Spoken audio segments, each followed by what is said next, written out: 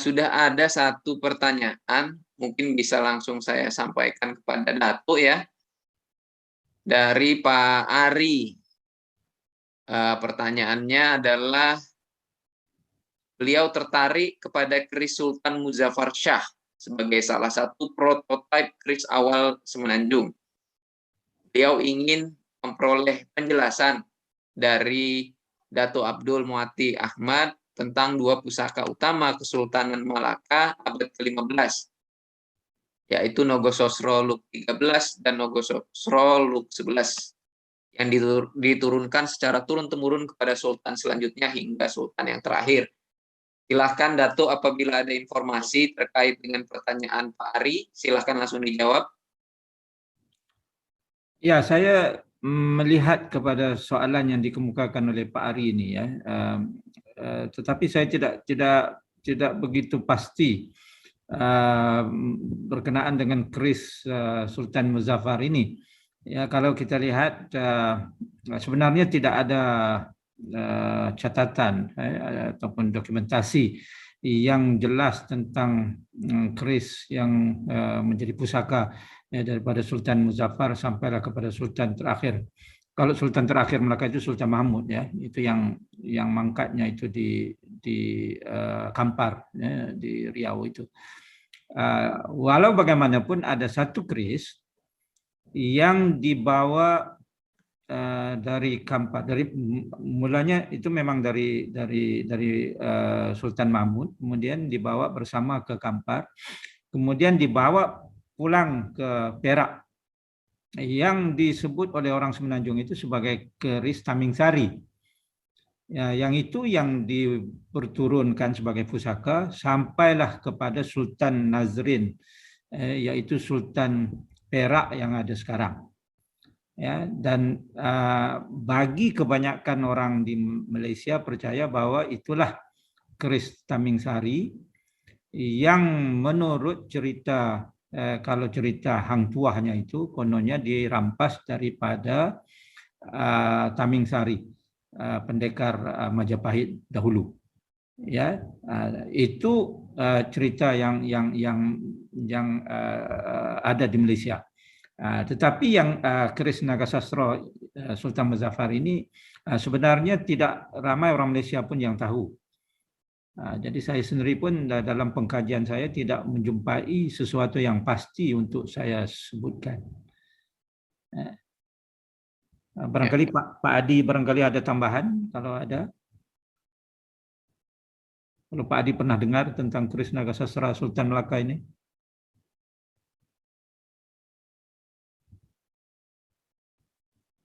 Ya, mungkin nanti sama-sama kita riset ya Pak ya. Ya, Dato' ya, karena ini menarik nih, Dato'. Ya, betul. Dua keris yang ditanyakan ini sama-sama dapurnya Nogososro, bedanya hanya di look-nya ya.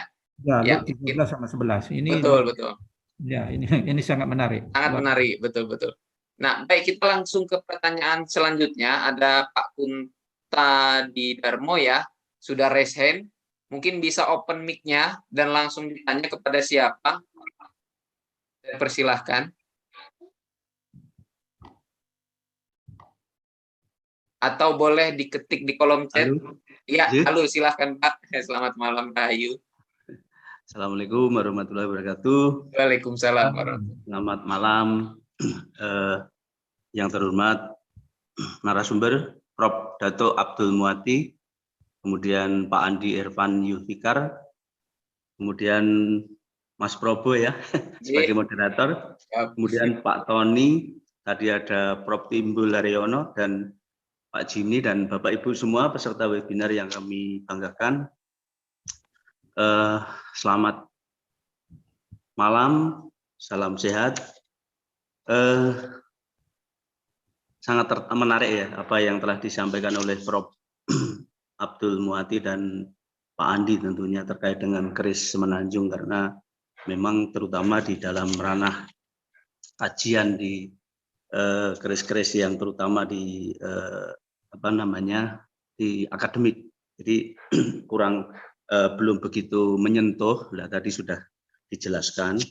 Nah, namun kami mohon maaf, mohon izin bahwa kami sedikit mungkin sosialisasi ya Bapak Ibu, bahwa kebetulan kami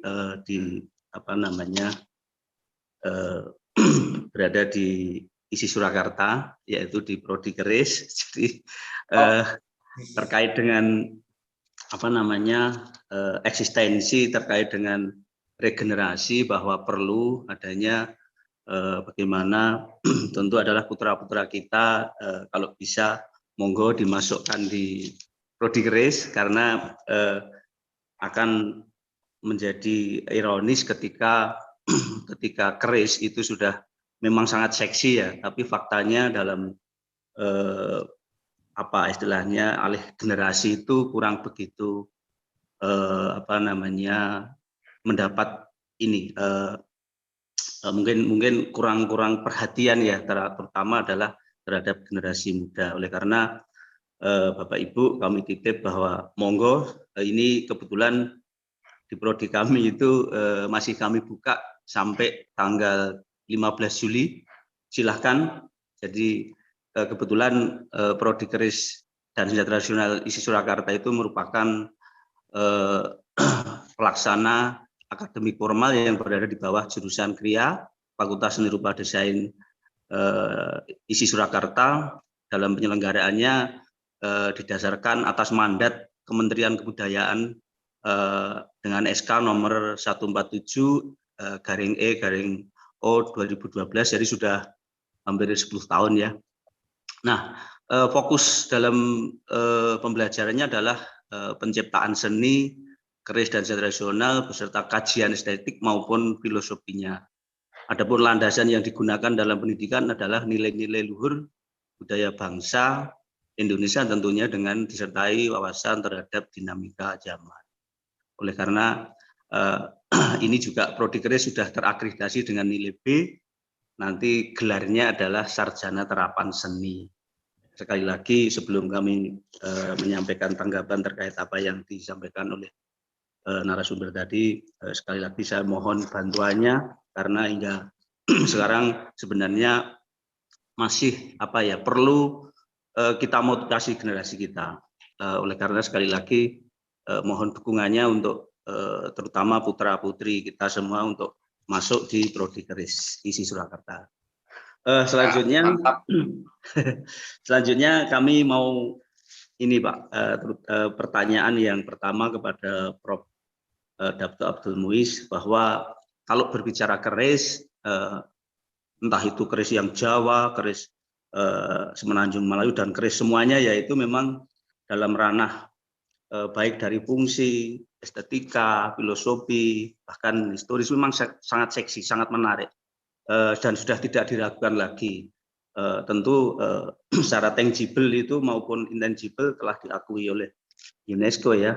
Namun tentu jujur bahwa di lapangan itu masih sebatas kepada terutama adalah generasi-generasi yang sebenarnya ini ya, generasi menengah ke atas, yang terutama adalah tentu kalau berbicara keris dalam wilayah para kolektor, saya pikir sangat seksi, tetapi ini bagi generasi muda itu memang perlu ada semacam treatment khusus. Nah, oleh karena pertanyaannya adalah sejauh mana pengaruh keris, terutama keris Semenanjung Malayu barangkali, terhadap terutama adalah ketertarikan generasi milenial yang ada terutama adalah di masyarakat di sekitar Prof. Abdul Muati. Kemudian pertanyaan yang kedua, karena tadi Pak Andi itu adalah sama-sama dari Nusantara Indonesia ya, bahwa dari Bugis tadi lebih menekankan kepada persoalan keris, yaitu adalah keris Trengganu. Nah, sangat tertarik ya, itu adalah pasti ada yang membedakan secara spesifik antara keris Trengganu dengan keris Malayu yang lain. Nah, itu di mana? Mohon untuk pencerahannya barangkali, apalagi tadi disebut bahwa keris Bugis itu identik dengan pamor. Mungkin apakah saya yang salah dengar atau gimana, mohon penjelasannya. Mungkin itu yang bisa kami sampaikan. Terima kasih, kurang lebihnya mohon maaf. Akhirul kalam, wassalamualaikum warahmatullahi wabarakatuh. Waalaikumsalam warahmatullahi wabarakatuh. Terima kasih Pak Kunta, luar biasa. Semoga nanti generasi muda banyak yang belajar keris di ISI Solo. Nah, nanti kami bantu dukung promosinya. Siap, mantap. Nah, baik Bapak Dato dan Pak Andi, monggo dijawab. Ada masing-masing pertanyaan untuk Bapak dari Pak Kunta. Monggo silakan langsung dari Dato dulu mungkin. Kami persilakan. Siap. Ya, Pak Kunta ya. Ya ini soalan yang menarik. Ya memang kalau kita lihat suatu ketika dahulu kalau di Malaysia ini kan yang meminati keris itu kolektor ya, dan juga barangkali orang yang terlibat mempelajari seni silat. Ya, karena dalam silat itu mereka belajar menggunakan keris. Ya, tetapi bagi orang lain itu, orang biasa itu tidak begitu ramai yang meminati keris, khususnya ya kalau orang-orang muda, generasi muda. Sehingga kan kalau boleh saya ceritakan ya, saya punya bidang kepakaran saya ini komunikasi. Ya, saya orang komunikasi. Saya bukan orang budaya, saya bukan ahli sejarah begitu. Tetapi apabila saya melihat kepada generasi muda, khususnya orang Melayu di Malaysia ini, mereka itu begitu jauh daripada budaya Melayu. Ya, sama ada busana Melayu ataupun keris Melayu. Sedangkan kita membaca sejarah bahwa orang Melayu di alam Melayu ini, di Nusantara ini mempunyai tamadun yang begitu hebat. Tetapi kenapa kehebatan tamadun itu tidak sampai ke pengetahuan khususnya orang-orang muda, generasi penerus ini. Jadi saya memikirkan, nah ada kalau dalam bahasa Inggrisnya itu disebut missing link, ada sesuatu yang hilang. Ya, yang menghubungkan generasi muda ini dengan leluhurnya, dengan kehebatan leluhurnya, dengan tamadun leluhurnya. Maka karena itu saya rasakan, nah di sini perlunya orang komunikasi seperti saya ini masuk. Dan lalu saya memperkenalkan ya, introduksi, memperkenalkan satu bidang baru di bawah komunikasi yang saya namakan komunikasi warisan, heritage communication. Heritage communication itu artinya menggunakan komunikasi untuk memperkenalkan kembali sejarah, tamadun, budaya leluhur kepada generasi muda, dengan harapan agar terbina jati diri orang Melayu muda itu. Jadi apabila kita sebut menggunakan komunikasi, maka komunikasi di sini artinya dalam konteks yang seluas-luasnya. Sehingga kan di Universitas Putra Malaysia ini saya tubuhkan sebuah museum yang saya namakan Museum Warisan Melayu. Antara artifak yang dipamerkan ialah senjata. Senjata ini termasuklah meriam, bedil istinggar, dan juga keris serta pedang dan sebagainya, ya, untuk membuktikan kehebatan tamadun leluhur. Jadi selain daripada itu kita galakkanlah penggemar-penggemar keris, pencinta-pencinta keris ini untuk terus beraktivitas, sehingga kan kita hebatkan lagi kampanye ya, kampanye, kampanye. Suatu ketika barangkali Pak Andi boleh ingat ya, kita kampanye kita ialah satu rumah satu keris, ya, supaya orang muda ini kembali meminati keris, kembali memahami keris, kembali memahami budaya dan tamadun leluhur. Jadi itu usaha yang kita sedang jalankan di Malaysia ini, ya Pak Kunta. Ya. Terima kasih Datuk. Dilanjut dengan Pak Andi, mungkin bisa langsung menjawab pertanyaan dari Pak Kunta juga. Silakan Pak. Ya, baik. Terima kasih Pak Kunta untuk pertanyaannya ya. Jadi kalau Datuk Prof itu usahanya untuk memperkenalkan budaya keris di Malaysia itu sudah luar biasa kalau menurut saya. Karena memang beliau juga sering mengadakan pameran di universitinya dia gitu. Jadi itu adalah salah satu upaya beliau. Saya masih ingat beberapa tahun silam itu beliau mengadakan pameran keris di UPM. Betul ya Prof ya, Datuk Prof? Ya, ya betul. Ya, itu saya juga kebetulan berpartisipasi juga di dalam acara beliau gitu. Jadi salah satunya seperti itu untuk mempromosikan bagaimana caranya supaya generasi muda ini tertarik untuk mengenal budaya keris itu ya melalui pameran-pameran di universitas ataupun juga bahkan di mal-mal gitu ya. Nah, itu adalah salah satu upaya untuk bisa menarik perhatian mereka. Nah, kemudian tadi secara spesifik Pak Kunta menanyakan bagaimana sih ciri-cirinya gitu kalau seandainya keris Terengganu dibanding dengan yang lain.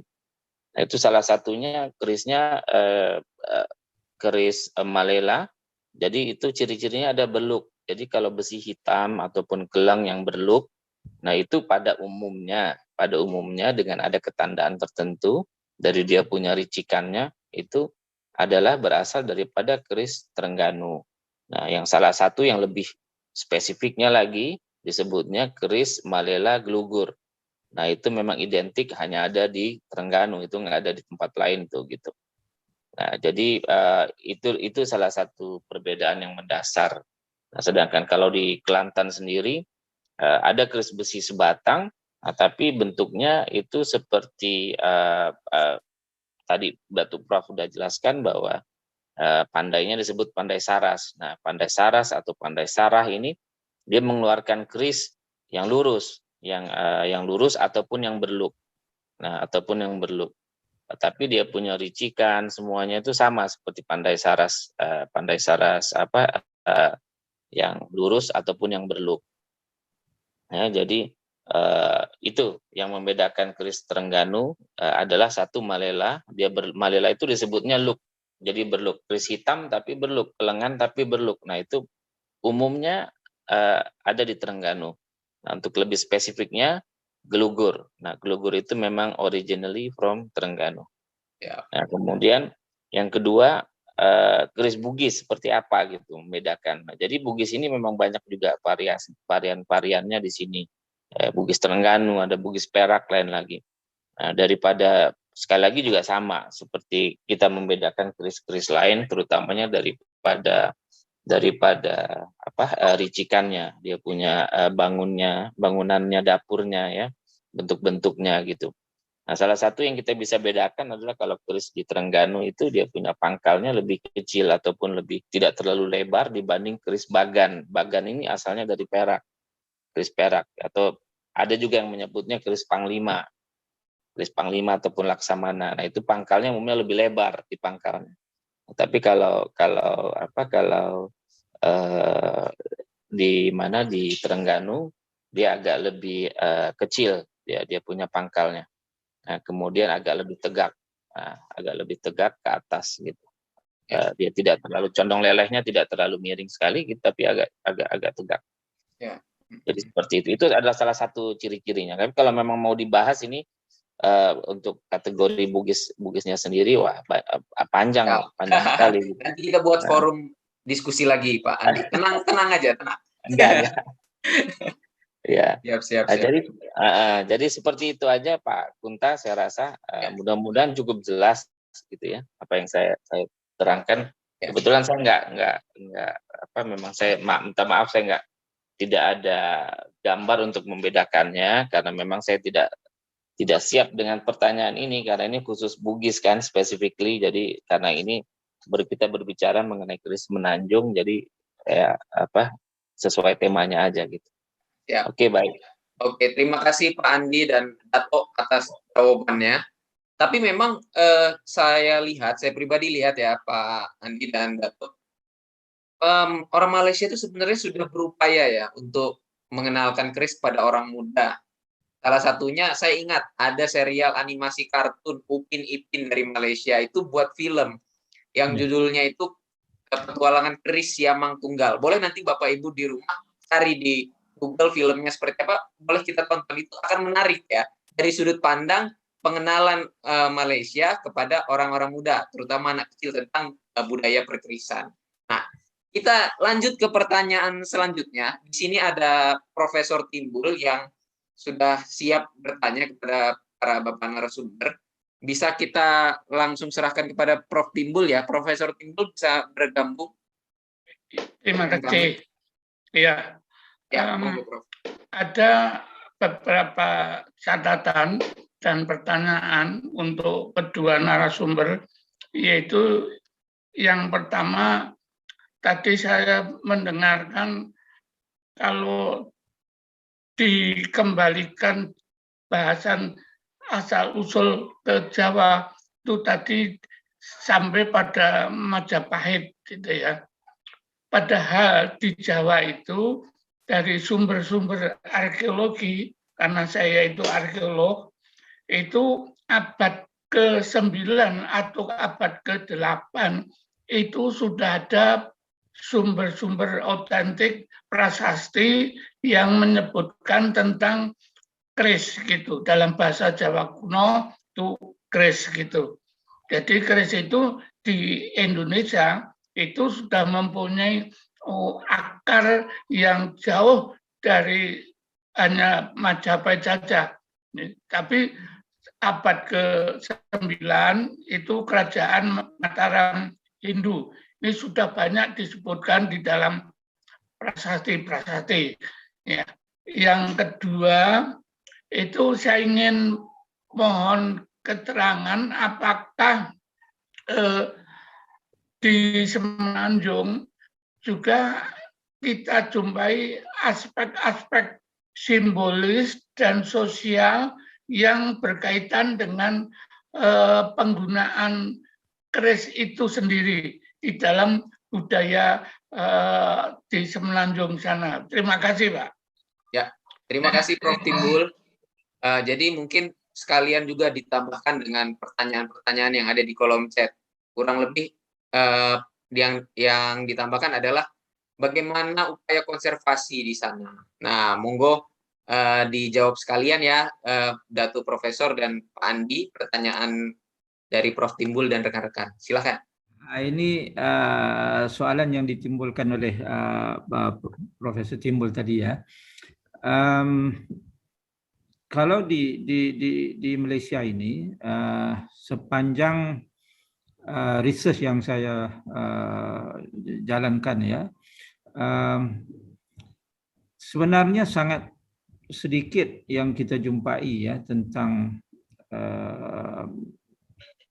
keris. Ya, walaupun di Kedah ya, di Sungai Batu ada ekskavasi yang dijalankan dan dijumpai bukti-bukti ya tentang kewujudan tamadun peleburan besi ya seawal abad yang kedua Masihi.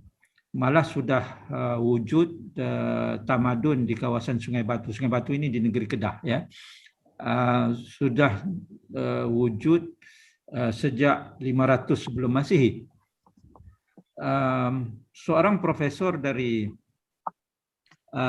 Universitas Sains Malaysia di Pulau Pinang ya, Profesor Datuk Mohtar Saidin yang mengepalai research ekskavasi itu.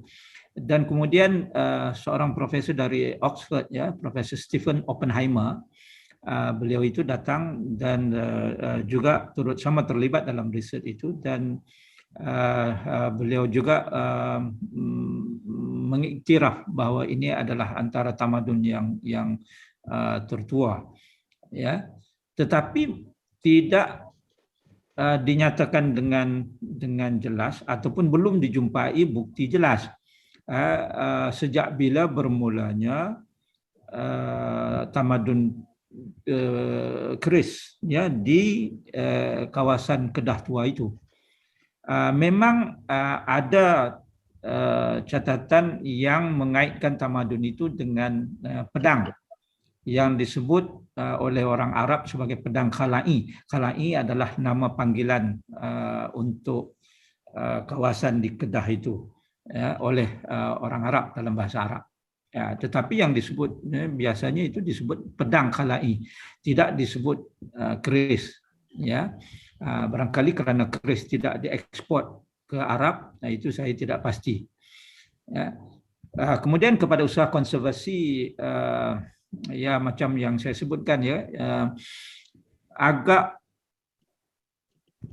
menyedihkan, ya, kerana tidak banyak timbul kesedaran melainkan daripada kolektor-kolektor, ya.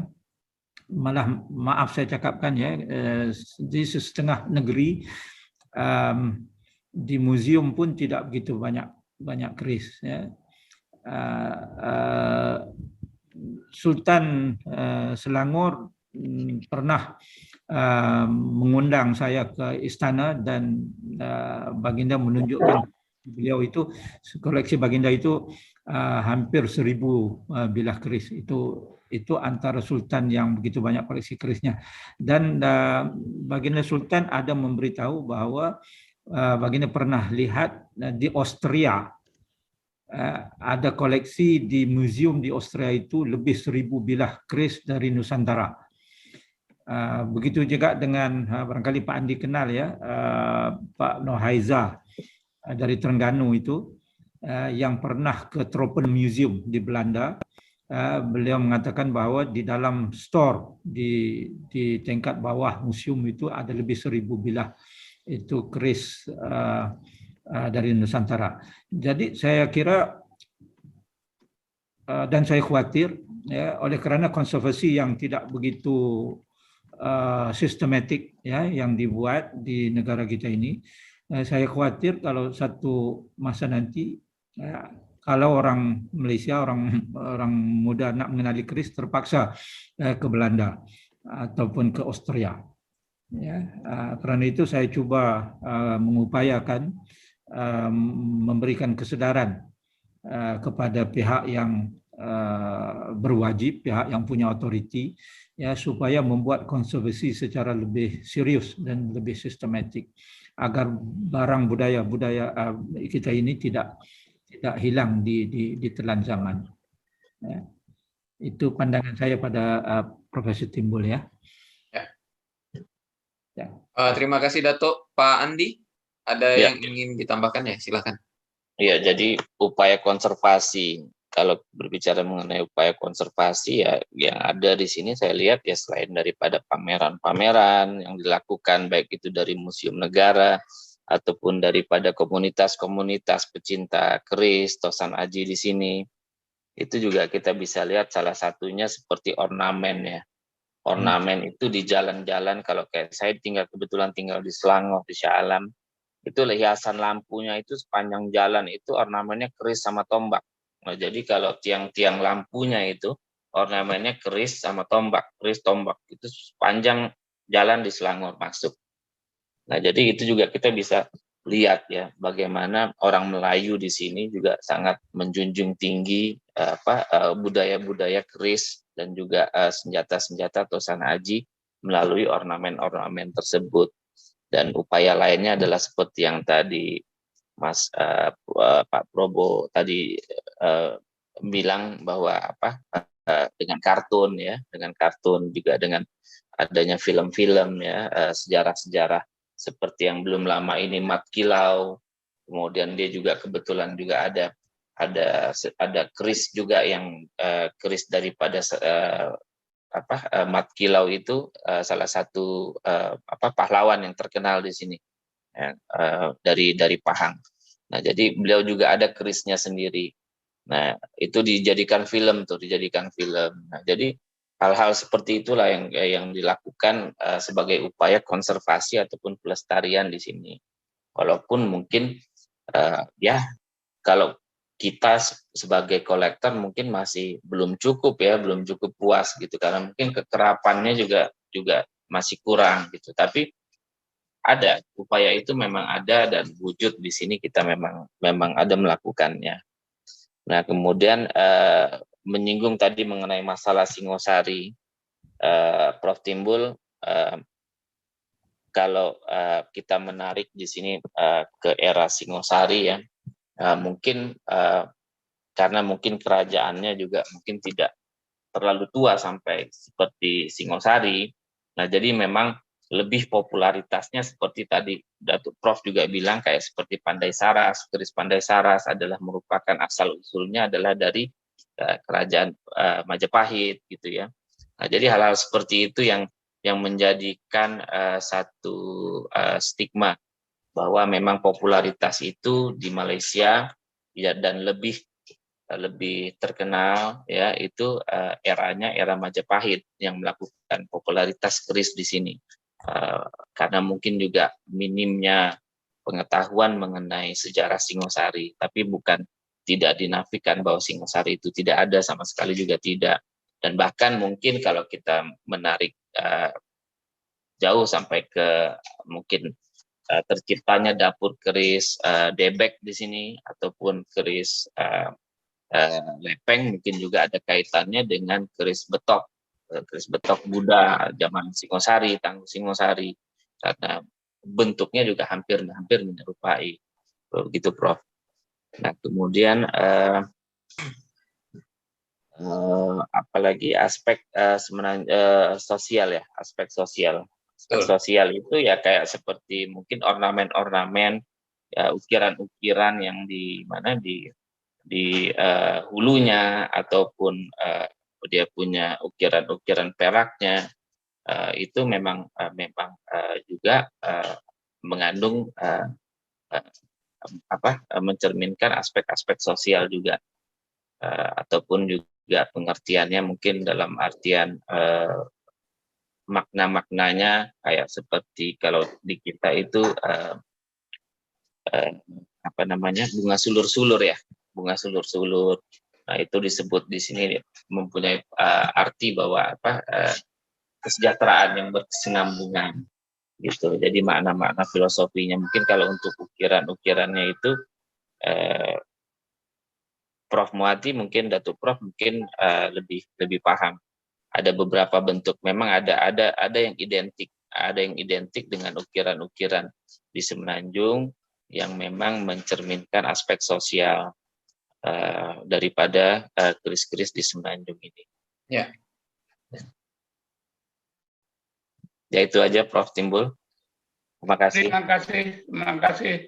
Terima kasih Prof. Timbul pertanyaannya. Terima kasih dua narasumber sudah menjawab pertanyaan dari Prof. Timbul. Ada lagi nih pertanyaan dari Pak Senu.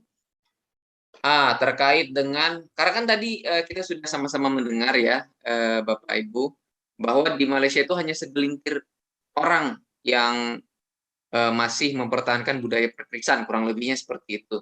Nah, kalau begitu terkait dengan eksoteris, ya eksoteris di keris pasti ada nilai esoteris. Nah, juga dari teknik perawatan mungkin ada penggunaan warangan, kemudian ada ritual jamas. Bagaimana ini Pak Andi dan Datuk? Mungkin bisa sedikit diceritakan kepada kita semua. Apakah seperti yang ada di Jawa atau seperti apa nih yang ada di sana? Monggo silakan. Saya kira dari segi, kalau di sini disebut penjagaan keris ya, tidak jauh beda dengan apa yang diamalkan di Pulau Jawa. Tetapi kebiasaan ya, kalau di Malaysia ini kita dengar orang mencuci keris, ataupun ada istilahnya yang menggunakan perkataan memandikan keris itu pada 1 hari bulan Muharram setiap tahun, ya, mengambil sempena 1 Muharram itu sebagai tarikh gencatan senjata di tanah Arab, dan itulah tarikh yang juga orang Arab mencucikan senjata. Jadi kalau di Malaysia ini masih, kalau keris itu masih menggunakan kaedah yang sama, walaupun di banyak tempat ritualnya sudah tidak ada, ya, tetapi dari segi merendam ya di dalam air kelapa, kemudian menggunakan asam, ya, kalau di sini disebut limau, limau nipis, ya. Kemudian ada juga yang menggunakan warangan, ya, terutamanya untuk menaikkan pamor, ya, tetapi tidak ramai yang pandai, yang tahu, ya, menggunakan warangan itu. Jadi saya sepanjang pengalaman saya, riset saya, mereka yang ada keris kebanyakannya tidak sampai menggunakan warangan lah, hanya segelintir saja yang menggunakan warangan itu, ya. Kebanyakannya sampai dicuci kemudian diminyakkan sahaja keris itu. Jadi yang menggunakan warangan ini hanya orang-orang yang tertentu yang ada kepandaian sahaja. Ya, barangkali Pak Andi boleh tambah lagi dari. Ya, silakan Pak Andi. Ya, terima kasih Datuk Prof. Ya, saya setuju sekali dengan apa yang disampaikan Datuk Prof, bahwa memang pada intinya kalau dari segi penjagaan itu memandikan pusaka dan lain sebagainya hampir sama dengan yang ada di Indonesia. Tapi nilai-nilai ritual itu sudah mulai luntur atau bahkan mungkin tidak dipakai, hanya teknik pencuciannya saja, kayak seperti mungkin sudah tidak ada pakai bunga-bungaan lagi gitu, melainkan hanya pakai jeruk, ya, ataupun air kelapa gitu. Sama seperti kayak kita di Sulawesi juga kita tidak mengenal warangan di sana. Jadi di sini pun sama juga. Jadi hanya teknik pencuciannya itu hanya menggunakan jeruk, air kelapa ataupun batang pisang. Jadi itu aja. Kalau dari segi penjagaan, hanya menambahkan sedikit dari Datuk Prof punya ini kan.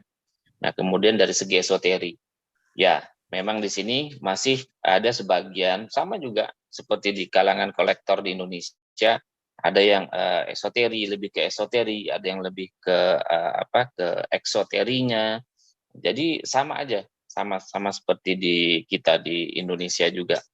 Jadi ada yang masih mempercayai hal-hal gaib. Jadi pemakaian keris-keris pada dukun-dukun, kalau di sini dibilangnya bomoh, ya, bomoh. Nah, jadi alat-alat itu masih kerap digunakan, masih sering sekali digunakan sampai sekarang. Nah, bahkan juga kadang keris-keris yang diwariskan kepada anaknya, nah kemudian anaknya tidak berani menjaganya, itu kadang suka dikasih ke bomoh ataupun dikasih kepada kiai ustadz di sini gitu ya, di sini di Semenanjung. Sama aja, sama kalau dari segi esoterinya, ada yang percaya dan ada yang tidak percaya, dan bahkan ada juga ada yang takut gitu dengan hal-hal seperti itu. Jadi itu aja tambahan dari saya, Mas Probo. Siap, Pak Andi, Datuk. Berarti tetap kesimpulannya tadi di momen bulan Muharram, ya, sama dengan orang-orang yang ada di Jawa seperti kita di Indonesia, jamasnya itu biasanya dilakukan di bulan Suro atau di bulan Muharram, ya. Ya. Ya. Nah, ada pertanyaan lagi nih, Pak Andi, Pak Prof Datuk, mungkin masih sanggup ya, masih siap ya, kita masih semangat ya. Siap, semangat. Ini saya yakin masih banyak sebenarnya rasa penasaran dari teman-teman partisipan, cuma masih agak malu-malu aja ini. Monggo silakan kalau masih ada pertanyaan. Dari Pak San Art, ya, ini ada pertanyaan, apakah masih ada empu yang memproduksi keris kontemporer atau keris yang diproduksi pada masa kini? Karena tadi kan sudah dijelaskan keris-keris kerajaan dan lain sebagainya. Monggo silahkan Datuk dan Andi dari Jawa. Ya, masih ada, walaupun tidak ramai, ya, tetapi masih ada. saya kira paling ramai di negeri-negeri di pantai timur gitu ya, di Terengganu, di Kelantan ya, di Kelantan, di Pahang juga ada. Kalau di Kedah barangkali ada, di utara ya, barangkali ada beberapa orang lagi yang masih memproduksi ya. Begitu juga dengan di negeri di selatan ya, khususnya di Johor, di Melaka ada 2-3 orang lagi begitu. Tetapi saya berpandangan kerajaan ya, pemerintah seharusnya memberikan dokongan yang lebih kuat agar produksi ini tidak tergugat. Ya. Ya, Pak Andi, kami persilakan, Pak. Ya, kalau empu kontemporer gitu ya. Di sini mereka tidak menyebutnya sebagai empu, tapi mungkin sebagai pandai besi. Jadi pandai besi itu seperti yang tadi Datuk Prof juga udah bilang, sudah katakan bahwa masih wujud, masih ada di sini gitu ya. Di Pahang juga ada gitu, yang masih melakukan seni tempah. Tapi mungkin tidak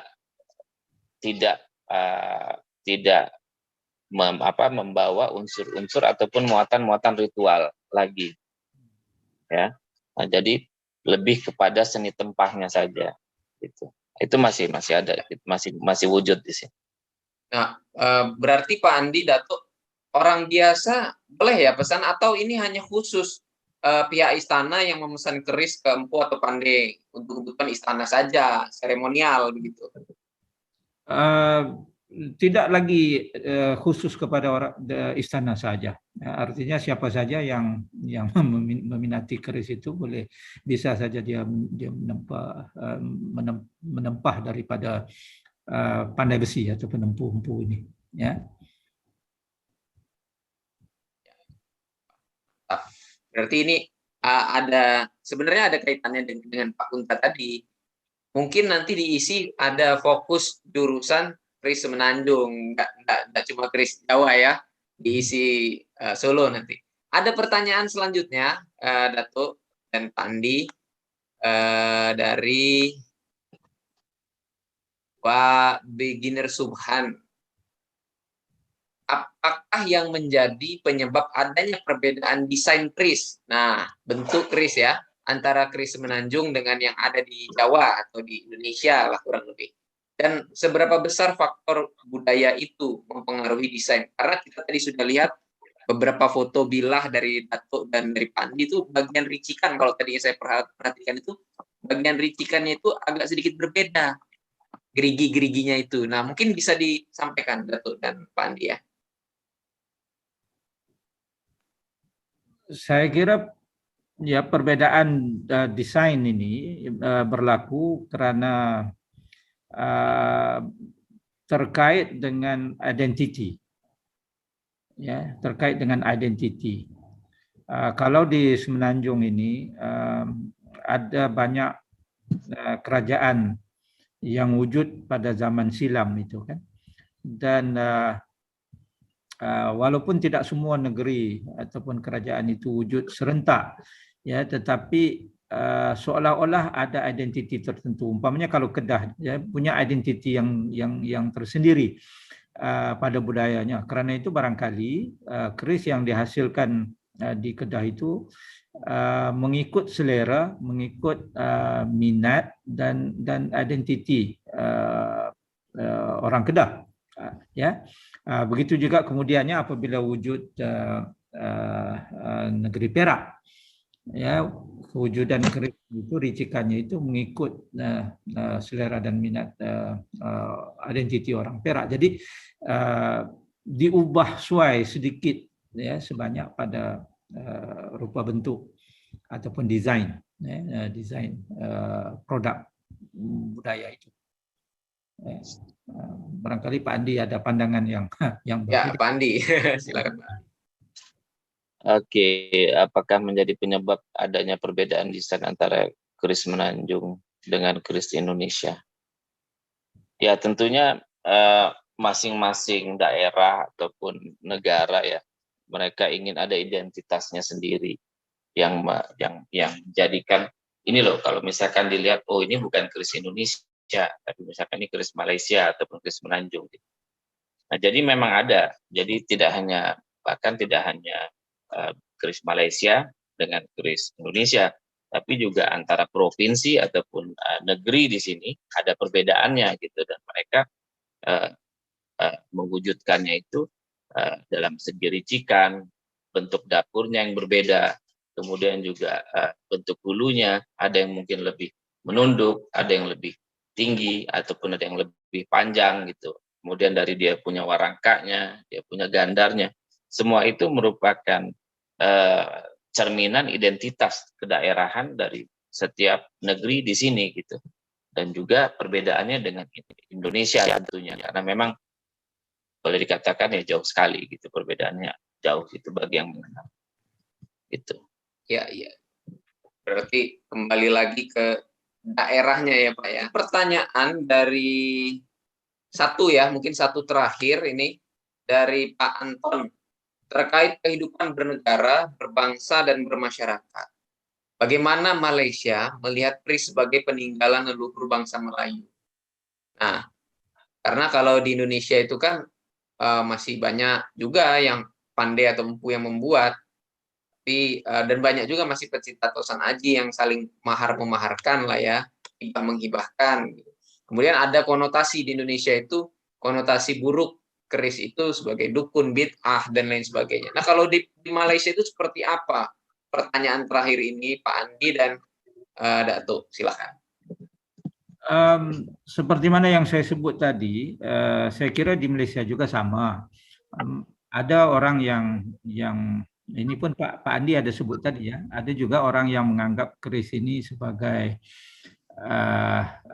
bahan perbomohan ataupun barangkali istilahnya dukun ya. Ada yang mengatakan keris ini ada jin ataupun ada benda-benda yang boleh menyesatkan dari sudut agama dan sebagainya. Jadi ada yang berpandangan sedemikian. Tetapi apa yang dibuat oleh pencinta keris, begitu juga dengan persatuan-persatuan keris ini, dan juga kami di universiti sebenarnya cuba menyedarkan khususnya masyarakat generasi muda bahwa jangan dilihat keris itu dari sudut pandang yang buruk ya, kerana ianya adalah bahan budaya tinggalan pusaka leluhur yang suatu ketika dulu inilah yang digunakan untuk mempertahankan maruah bangsa, agama dan juga tanah air. Jadi kerana itu dilipat gandakan sekarang ini usaha untuk mempopulerkan kembali keris, khususnya dalam kalangan orang-orang muda. Dan agak luar biasa juga kerana terdapat juga sebilangan kecil walaupun tidak ramai kolektor yang mencintai keris, meminati keris bukan dari kalangan orang Melayu. Ya. Cuma saya tak pasti adakah mereka itu menyimpan keris ataupun kolek keris itu untuk tujuan perdagangan, bisnes atau apa.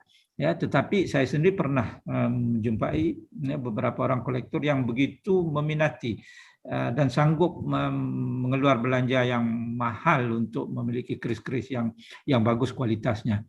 Ya. Jadi bagi saya, nah ini adalah merupakan perkembangan yang bagus. Ya, sudah ada nampak perkembangan yang positif. Ya, tadi itu kita dengar ya, termasuk jugalah memasukkan keris ini dalam animasi film ya, dan sebagainya. Saya kira ini perkembangan yang bagus. Ya, sudah ada kesedaran begitu. Itu pandangan saya lah. Barangkali Ya, Pak. terima kasih Dato. Pak Andi, silakan.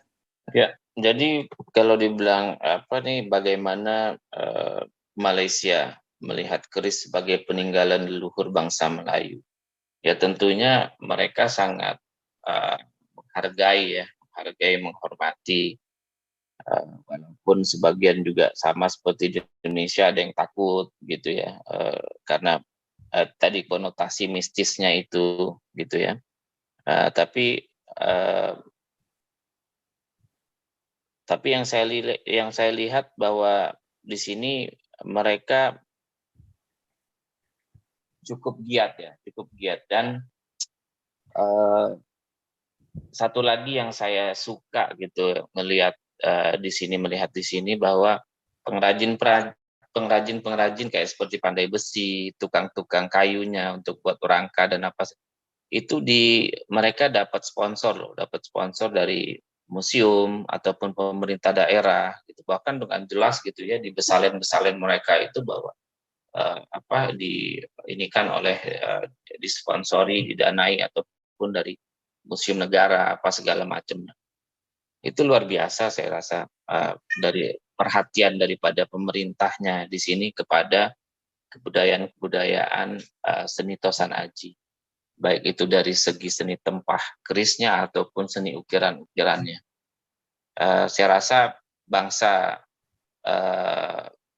Melayu, baik itu pemerintahnya, itu masih sangat menjunjung tinggi nilai-nilai seni artistik daripada Tosan Aji. Ya apa kalau dari tadi Prof juga bilang bahwa tidak hanya keris itu tidak hanya ditempa untuk raja aja, tapi juga untuk umum dan lain sebagainya. Juga sebagai cenderamata, sama juga seperti di Indonesia. Di Indonesia juga saya lihat, ini bukan kampanye ya, tapi Pak Prabowo saya lihat juga suka selalu di setiap kesempatan tamu-tamu negara juga selalu dikasih, tapi sayangnya keris Bali aja yang saya sering lihat. Mestinya keris lain juga ditampilkan, keris Jawa, keris Sumatera ataupun lainnya gitu. Pak Fadlizon juga lebih ke Sumatera gitu. Ya, jadi saya lihat hampir sama aja. Upaya pelestariannya dan anggapan-anggapan dari segi esoteri dan lain sebagainya.